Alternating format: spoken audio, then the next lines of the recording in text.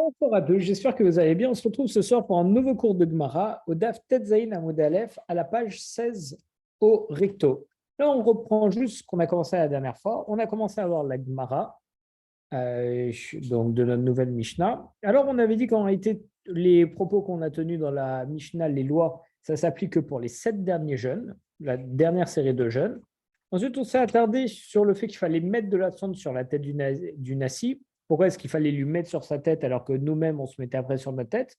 Parce que ça l'humilie encore plus lorsque quelqu'un lui met de la cendre et l'humilie. Ça humilie plus que si on se met soi-même sur la tête. On a posé la question, pourquoi est-ce que d'abord le nasi, puis le peuple, il devait faire? Le nasi lui avait dit, bien entendu. Parce que justement, on a vu des psukim, on a dit normalement pour humilier, il faut d'abord humilier les plus faibles, quand on voit dans Dam Chava et le Nachash. Et pour glorifier, on glorifie d'abord les plus grands avec Aaron et ses fils. Mais on dit qu'en réalité, c'est une sorte d'honneur, c'est une sorte de respect, que ce soit justement eux qui vont intercéder en notre faveur. Donc, on prend ça par le respect. Donc, même si c'est une période de deuil, on met d'abord sur les plus respectables, donc d'abord sur le Nasi ainsi que sur le Rosh Beddin. Ensuite, on a vu que pourquoi est-ce qu'on devait mettre de la cendre sur la tête de tout le monde? Alors, il y a deux possibilités. Euh, c'est qu'il y en a un qui dit qu'on est considéré devant Hachem comme de la cendre, donc c'est pour se rabaisser, et il y en a un autre qui dit pour que Dieu se souvienne des cendres de Yitzhak par rapport au korban de la Hakeda. Et c'est quoi la différence entre ces deux explications? C'est le fait de pouvoir utiliser ou pas seulement de la terre normale.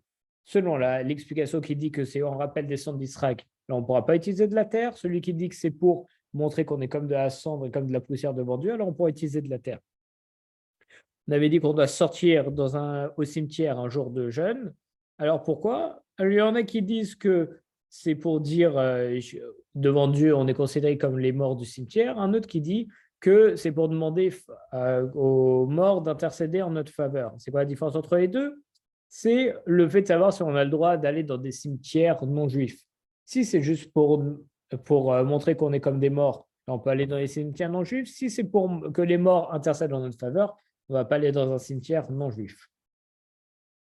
Si on avait dit c'est quoi le sens du Hara Moria, le mont Moria, alors il y a aussi une marque loquette. Il y en a un qui dit que c'est le mont d'où fut issu l'enseignement de la Torah à Israël, et l'autre qui dit que c'est le mont où la crainte fut communiquée aux nations idolâtres. Ensuite, on avait dit que l'homme le plus âgé de l'assemblée, il devait faire les paroles de soumission pour le peuple. Alors, on a dit oui, mais ça devrait être plutôt un Talmid Racham, etc. Donc, en réalité, on a dit que ça doit être le plus âgé ou le plus Talmid Racham. S'il y a un Talmid Racham jeune et un plus vieux, on prendra le plus vieux. Mais s'il y a un Talmid Racham et un vieux, une personne âgée qui n'est pas Talmid Racham, on prendra le Talmid Racham. Tac. Et voilà. Et si, bien entendu, excusez-moi, si on n'a pas d'érudit, alors on prendra une personne de prestige parce que c'est une personne qui va être écoutée des personnes. Alors, on reprend la Gemara, Odaf Tetzain, Amoud Aleph. On va se placer relativement en bas de la page, dans le début des grosses lignes, où il y a marqué Achenu Losak Vetaanit. Je vais vous donner la ligne exacte. Achenu Losak Vetaanit, c'est 1, 2, 3, 4. La quatrième des grosses lignes, le troisième mot. Donc, on est en train de dire en réalité quelle parole de soumission il devait dire. Alors, ils disent Achenu, nos frères, le sac vetanid gomrim, ce n'est pas le fait de se vêtir d'un sac ni de celui de jeûner qui font que la prière est exaucée. Et là, Shuva ou Masim Tovim gormim, mais c'est plutôt le fait de faire teshuva, de se repentir et de faire des bonnes actions, c'est ça qui va faire que notre prière va être exaucée. D'ailleurs, c'est très beau parce qu'on dit, c'est pas juste parce qu'on s'afflige, on se met des sacs et de la cendre et qu'on montre qu'on est en deuil qu'on va être exaucé. Non, ça c'est pour montrer devant Dieu qu'on n'est pas bien. Et pour vraiment se faire exaucer, il faut faire des efforts, il faut faire des maasim tovim et se repentir. Car ainsi, on peut trouver à propos des gens de Ninvé qui jeûnaient et qui priaient Dieu pour obtenir le pardon et qui ont été exaucés. chez l'Onemar Behem, parce qu'il ne venait pas à leur esprit de dire Vayar Elohim et Saakam ve'et Tanitam. Et Dieu vit leurs vêtements de sac et de jeûne. Non. Et là, il y a plutôt marqué par rapport à eux Vayar Elohim et Maasem Kishavu Midarkam Ara. Et Dieu vit leur action alors qu'ils avaient abandonné leur mauvaise voie. Donc on voit de là, parce que ce sont des personnes qui ont été exaucées lorsqu'ils ont jeûné, pourquoi ils ont été exaucés grâce à leur repentir et leurs bonnes actions, et pas parce qu'ils ont mis des sacs, etc., sur leur tête. On a un pasouk de Yona qui nous dit Adam que les hommes et les animaux soient couverts de toiles de sac. Alors, Maya ou Avde, qu'est-ce qu'ils ont fait par rapport à ça? Quel rapport entre les animaux et les personnes, le fait que ce soit juxtaposé? Asra Abema de l'Echud vet avaldot l'Echud. En fait, ils ont attaché les femelles à part et les progénitures à part. En fait, ils ont emmailloté les femelles et leurs enfants afin que ces derniers ne puissent pas téter. Et Amro les Fanav, ils ont dit de Makadosh Baruch Hu, Ribono shel olam, maître du monde, Im ein atam eracham alenu, si tu n'as pas pitié de nous, en anum erachamim al elu, nous n'aurons pas pitié de ces animaux qui sont en train de mourir de faim et qui ne peuvent pas aller vers leur mère. En fait, c'est une forme de prière adressée à Dieu en disant tout comme tu veux qu'on ait pitié de ces animaux, parce qu'il y a marqué dans les Tehillim, le Tehillim 145, Vermachama va kol masav, sa compassion est sur toutes ces créatures. Alors, de même, si tu veux qu'on ait pitié de tes animaux et que toi, tu as pitié de tes animaux, alors, si tu veux qu'on ait pitié d'eux, aie pitié de nous.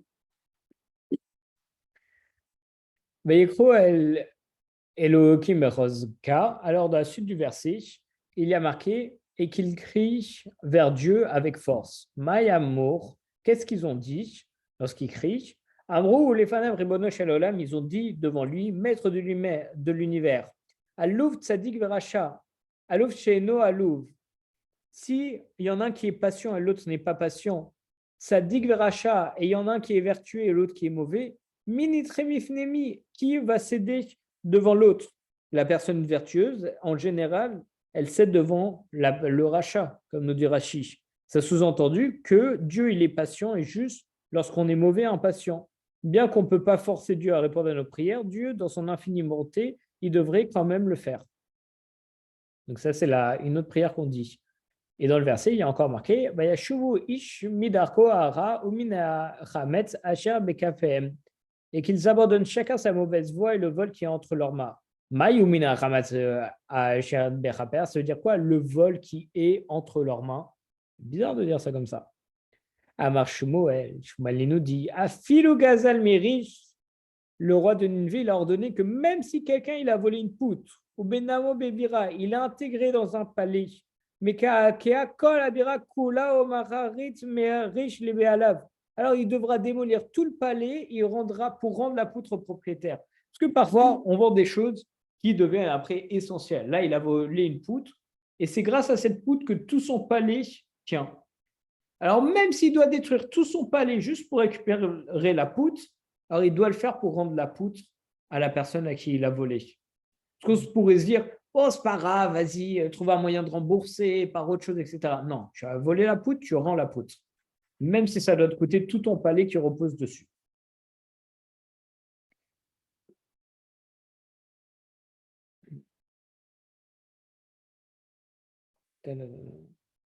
Voilà, et justement, on précise que s'ils avaient rendu que la volée monétaire des poutres volées, ils auraient été libérés de la faute de Gezel du vol, mais ils seraient restés en possession de Hamas, un objet saisi de force. Et donc, c'est pour ça qu'il ne faut pas transgresser ce commandement, parce que c'était le gros problème du vol chez eux, de pour même pas avoir d'objet qui a été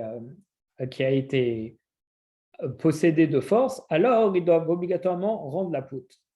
C'est ce que ça veut dire, le vol qui est entre leurs mains. Entre leurs mains, c'est-à-dire que l'objet est vraiment encore entre leurs mains. Amar Ravada Barahava, il a dit Adam Sheesh Beyado Avera, un homme qui est coupable d'une faute, ou mitzvah nesh, et il confesse, mais Eino Choserba, mais il ne se rétracte pas.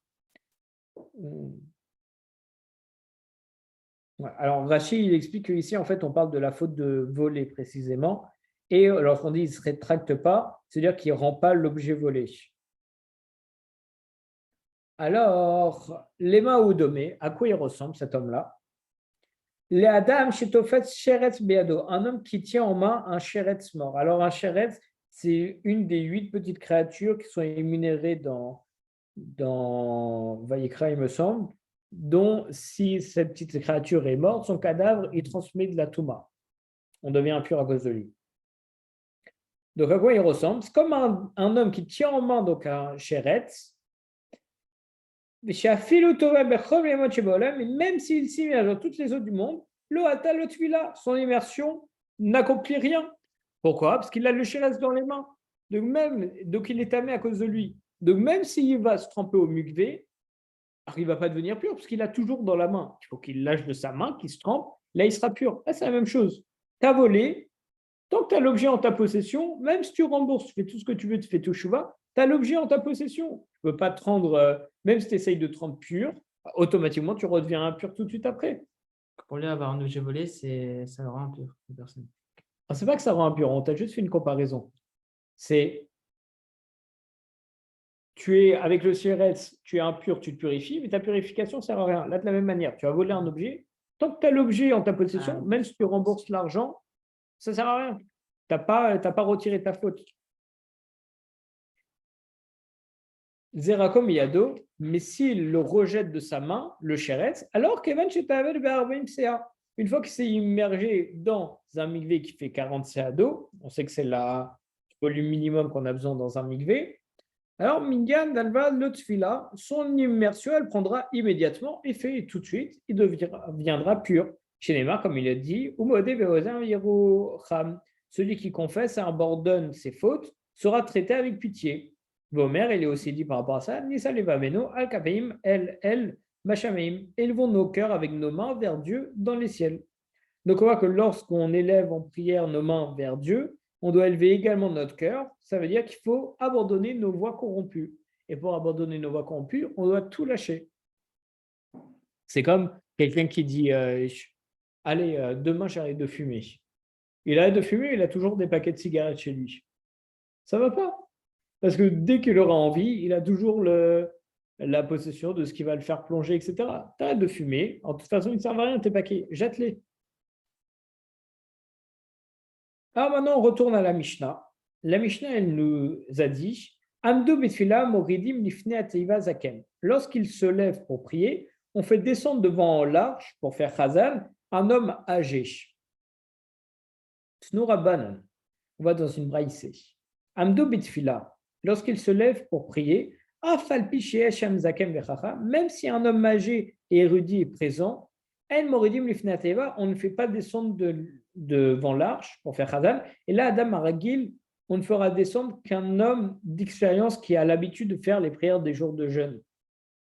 Du coup, on a un problème. Parce que dans la Mishnah, on dit qu'il faut faire descendre un Zaken. Et là, on dit non, il faut quelqu'un qui a l'habitude de faire les prières de jeûne. Et d'ailleurs, là, on va avoir un passage très intéressant. On va avoir différentes qualités qu'un chalier Tzibour, qu'un Chazan, il doit avoir pour faire la prière. Rabbi Yehuda Omer, Rabbi Yehuda dit Metufal ve'enlo. Il a de jeunes enfants, mais il n'a pas les moyens de subvenir à leurs besoins. Donc, c'est quelqu'un qui vraiment a besoin d'argent et qui va vraiment prier avec son cœur. Ve'yeshlo yegia basade ou beito erekam. Et son travail, il est au champ. C'est-à-dire qu'il gagne sa vie grâce à des travaux de la ferme et qui dépend de la pluie pour sa subsistance. Mais sa maison, elle est vide. On va expliquer ce que ça veut dire juste après. Au pire Konaé, et sa jeunesse a été convenable. Alors, ouais, juste, excusez-moi. Tac.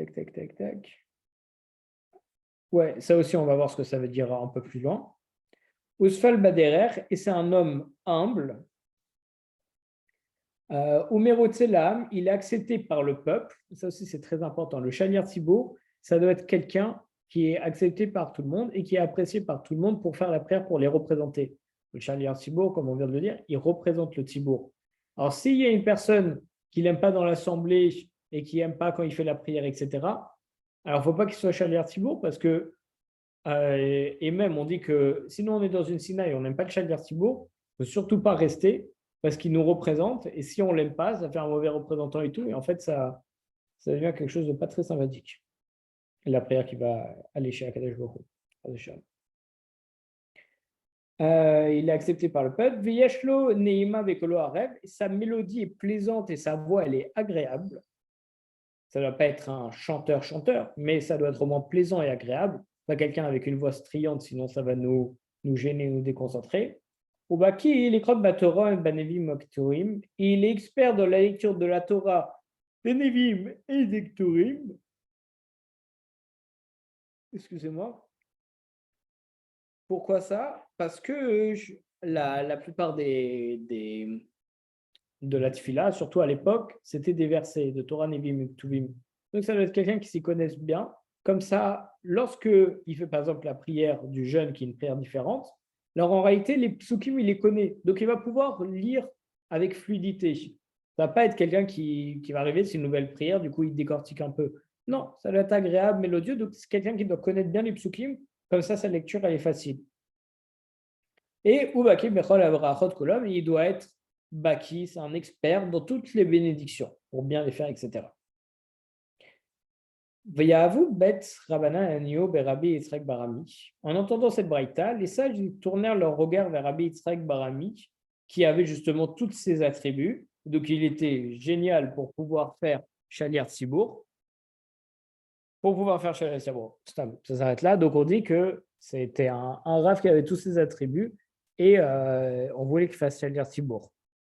Pourquoi? Parce que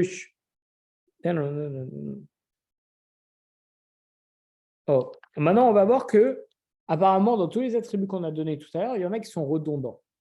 Aïnou Metula Venlo Aïnou Beto Rekam. Il a des jeunes enfants, mais n'a pas les moyens d'assurer l'obsubsistance. Ça revient au même que dire que sa maison elle est vide. Que la maison elle est vide, ça veut dire quoi? Ça veut dire qu'en réalité, il n'a pas de parnassa, il n'a pas d'objet, etc. dedans. Donc dire qu'il n'a pas de subsistance des jeunes enfants, sa maison elle est vide, c'est la même chose. On a déjà dit qu'il n'avait pas de subsistance. Alors non, Amar Rafreza, il nous dit Zeu Sheveto Rekam Mina Vera. En réalité, c'est une maison vide de transgression, de faute.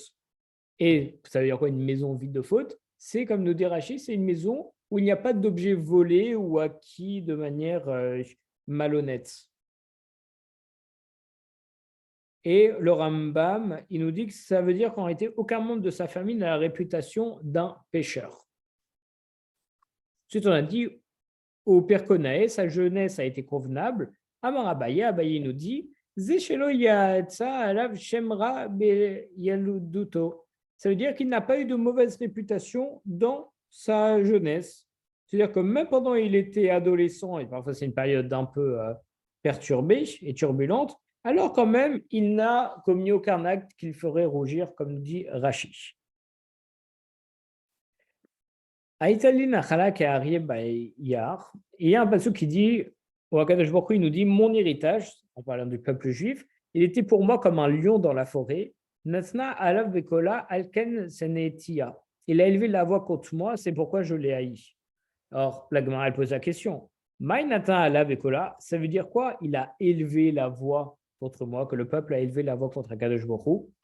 Amar Marzotra Batuvia, Amar Rav, Marzotra Batuvia, il a dit au nom de Rav, Vamrela, et certains ils disent que Amar Rabbi Chama, Amar Rabbi Elazar, c'est Rabbi Chama qui l'a dit au nom de Rabbi Elazar, Jishaliar Tzibour. Ça fait parler on parle en réalité dans ce verset d'un Shaliar Tzibour qui est inapte, mais qui quand même, il est descendu pour faire Chazan devant la Teva, pour faire les prières.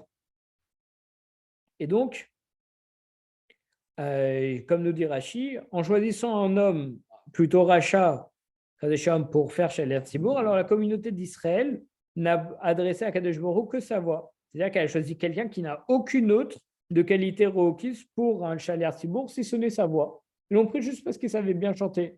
Sauf que Dieu s'en fiche, entre guillemets, un peu de la voix. Ce qu'il veut, c'est un cœur, des srouillottes, etc. dans ce qu'on fait.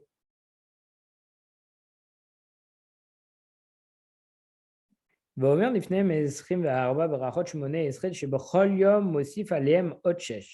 le Shaliar Tzibour, il va devoir réciter à haute voix devant devant les béné Israël, devant le peuple, total de 24 bénédictions. Pourquoi 24? Parce qu'il y a 18 bénédictions classiques de la Mida, de tous les jours, auxquelles il ajoute 6 bénédictions, comme on avait vu un peu précédemment. Alors, la Gemara, elle pose la question, à Neshesh, est-ce qu'il y a vraiment 6 bénédictions qu'on rajoute? Sheva et Veyam, en réalité, il y en a 7, qui détenant, comme on voit dans la Mishnah, à la Shvit, ou Omer, Baruch Meracham Alaretz. Pour la 7e bénédiction du jour de jeûne, il faudra dire, Baruch Meracham Alaretz, béni sois-tu qui a de la compassion pour la terre. Donc, on voit qu'il dit que pour la 7e bénédiction, c'est cette bénédiction. C'est celle-là comme bénédiction. C'est-à-dire qu'il y en a 7, pas 6.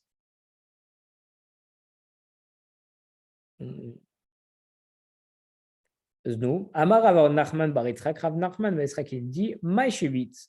Qu'est-ce que ça veut dire justement la 7e bénédiction? C'est ça. Shevit l'Arucha, c'est-à-dire la 7e bénédiction en comptant à partir de la longue bénédiction. Mais là, cette longue bénédiction qui est celle de Gaal Israël, elle n'est pas elle-même comptée comme une des bénédictions additionnelles parce qu'elle fait partie du Shmona Esrei. Donc, c'est pour ça qu'il n'y en a que 6. Parce qu'en fait, on dit la 7e bénédiction, mais on compte à partir de la bénédiction de Gaal Israël. Parce que la bénédiction de Gaal Israël, c'est pour demander la Géoula, la délivrance. Donc, c'est bien une bénédiction qui rentre dans le Ta'anit. Mais en réalité, c'est aussi une bénédiction qu'on fait tout le long de l'année. Donc, cette bénédiction, tu peux choisir entre la compter dans les bénédictions additionnelles ou pas. Donc là, la Gemara nous dit qu'il ne faut pas la compter dans les additionnelles parce que c'est une bénédiction normale, même si elle est très appropriée pour les jours de jeûne de Ta'anit. Et donc, c'est pour ça qu'en réalité, ça ne fait pas 7 bénédictions, mais 6, parce qu'on a retiré Gaal Israël. Kedetania, comme on voit d'ailleurs dans la Braïta, Bigoal Israël Ma'arir, le Shaliach Sibour, il va allonger la bénédiction de Gaal Israël pour ajouter des supplications dedans, pour les besoins particuliers du jeûne, ou Bechomata ou Omer, et en conclusion, il va dire Mishana et Avraham Beach Amoria, ou Yane Etrem et Yeshma Bekot Sarakatrem, Ayam Azé et Borgal Israël. Celui qui répond à Avraham au Mont Moria, lui vous répondra et écoutera le son de votre plainte. En ce jour, béni sois-tu, libérateur d'Israël. Vein Onim Acharav Amen. Et les membres de l'assistance, ils vont répondre Amen. C'est-à-dire que même si dans Gaal Israël, on va la rallonger en rajoutant des mots spéciaux pour le Ta'anit, ça reste que de base, c'est une bénédiction de la semaine, même si elle est un petit peu différente. Donc, on ne la compte pas en tant que première de cette bénédiction. Donc, les 7 bénédictions ne deviennent plus que 6. Ensuite, on a dit Vechazan Knesset Omer Lahem. Alors, l'assistant de la synagogue, il va leur dire au Tzibour, à la communauté, Tiku Bene Aaron Takeu, sonnez une tekia, fils d'Aaron, sonnez une tekia avec le chauffard. Le Roser Omer. Ensuite, le Shaliach Sibour, il va revenir et il va dire Mi dans les brachon, Mi Shana et Tavoten, sauf O Yane et Trem et Yeshua, Bekol Saakatrem, Ayom Azé Bor Zocher Anishkachot. Celui qui répondait à nos ancêtres à la mer des joncs, lui vous répondra et écoutera le son de votre plainte ce jour-là. Béni sois-tu l'Éternel, qui se souvient des oubliés. Et les membres de l'assistance, ils vont répondre après ça, ils vont lui répondre Amen. Et donc l'assistant de la synagogue, il va dire à ceux qui sonnent le chauffard, Ariou, Bene Aaron Eru, sonnez une teroua, les fils d'Aaron, sonnez une teroua, et c'est ainsi pour chacune des bénédictions qu'on va ajouter pour le jeûne, pour une bénédiction, on va dire sonner une tekia, pour celle d'après, on va dire sonner une teroua, et on continue comme ça, tekia, teroua, tekia, teroua.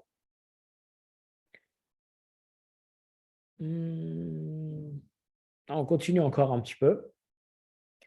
Dans quel cas, à propos de quelle prière, on a dit que l'assistante elle doit répondre Amen? Kitvulim, c'est lorsque on fait les offices dans les provinces, c'est-à-dire n'importe où qui n'est pas le temple. Aval, Bamigdash, Enokem, mais dans le temple, il n'en est pas ainsi. Les fiches anonymes Amen Bamigdash, parce qu'on ne répond pas Amen dans le temple. Et d'où est-ce qu'on sait qu'il ne faut pas répondre Amen à une bénédiction lorsqu'on est dans le temple? Chez Neymar, parce qu'il est dit Kumu Baruch et Hashem Lokerem Minaolam Adolam. Levez-vous et bénissez Dieu, votre Dieu, du monde jusqu'au monde. C'est-à-dire depuis ce monde-ci jusqu'au monde à venir. et qu'ils bénissent le nom de ta gloire, exalté au-dessus de toute bénédiction et louange. Donc, on voit que les Lévites s'adressaient au peuple dans le temple, et ils leur disaient de se lever et de bénir Dieu depuis ce jour jusqu'au Olam Haba. Ensuite, ils disent qu'ils bénissent le nom de ta gloire. Ils s'adressent à Kadosh Baruch Hu. Donc, ils appellent à 2 reprises le peuple à bénir Dieu. Une fois en parlant directement à eux et l'autre fois directement à Kadosh Baruch Hu. Alors, c'est pour cette raison, il y a 2 bénédictions qui étaient ajoutées au texte de base de chacune des bénédictions restées. Donc, tout celui qui faisait une bénédiction dans le temple, il devait d'abord faire la conclusion de sa bénédiction par Baruch Hashem Elokei Israël Min Haolam Ve'ad Olam. Et donc, en fait, on ne répondait pas Amen parce qu'il y avait d'autres formulations qui étaient dites, parce qu'on devait sans arrêt bénir Akadosh Baruch Hu. Parce qu'il y a une répétition 2 fois. Les Lévim, ils nous enjoignaient de bénir Dieu, et après, ils disaient à Dieu qu'on le bénit.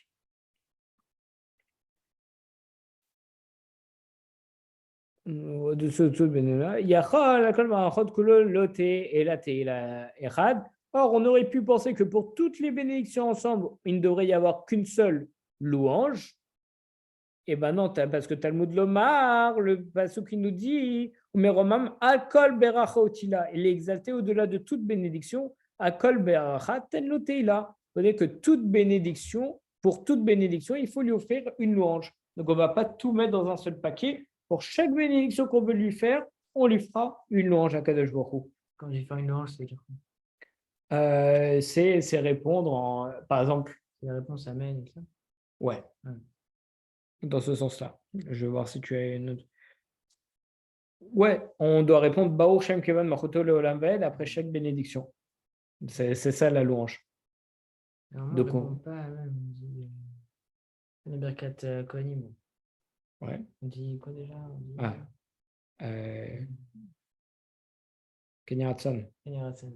Ça, c'est encore différent. C'est qu'il en soit ainsi. En disant qu'il en soit ainsi, tu bénis pas Dieu pour autant. Mais avec Baruch Shem Kevan Machoto Leolam, c'est vraiment une louange à part entière que tu rajoutes. Mais Amen, quand on dit Amen, on ne bénit pas Dieu. C'est vrai que tu bénis pas non plus, tu acquiesces. Entre guillemets, tu prends le témoignage.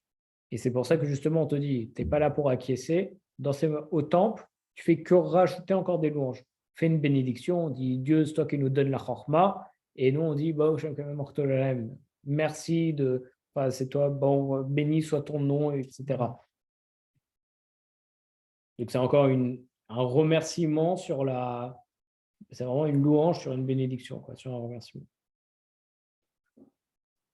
Ve'ela bamidash ma'omer. Alors, qu'est-ce que va dire le Shaliach Tzibour dans le temple? Il va dire Baruch Hashem Elokei Israël min olam ve'ad olam Baruch Goel Israël. Il terminera la bénédiction en disant béni soit Hashem, Dieu d'Israël, Dieu du monde, jusqu'au monde, béni soit le libérateur d'Israël. Et les membres de l'assistance, ils vont répondre béni soit le nom de la gloire de sa royauté pour l'éternité. Et l'assistant de la synagogue, il va dire ensuite Tiku Akohanim bene Aaron Taku. Sonin Tekia, les Kohanim, fils d'Aaron, Sonin Tekia. Vechoser veomer Misha et Abraham be'Aram Orea, ou Yana et Trem Yeshma bekol de la Katerem Ayom Azé.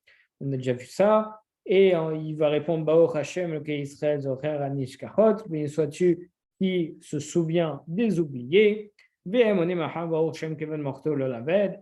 ensuite ils vont répondre Baruch Hashem Kevan Mortol Olaved. Ensuite il va dire Ariyo Akanim Bene Aaron Ariyo, fête de la terroir, et ainsi pour toutes les bénédictions. Et Bachar Omer Taku, Bachar Omer Tariou, une fois ils disent fête de la Tekia, une fois de la Troie, il faut y revenir sur la Tekia.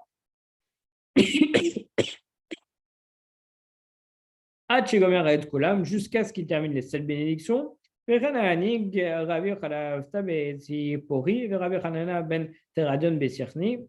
Rabbi Khalafta, il a établi cette coutume à Tzipori, et Rabbi Hanana ben Teradion, il a fait la même chose à Sirni. Mais lorsque l'affaire est arrivée devant les sages, Amrou, ils ont dit Lo ayun noagim ken elav sha'arem Mizrach obe'ar habayit. On avait l'habitude de répondre ainsi que lorsqu'on se trouvait au portail oriental et sur le mont du temple. Donc, il ne faut pas faire ça à l'extérieur du temple. Ce n'est pas une bonne chose et ce n'est pas une bonne coutume qui a été instaurée. Zakou Baruch, les amis.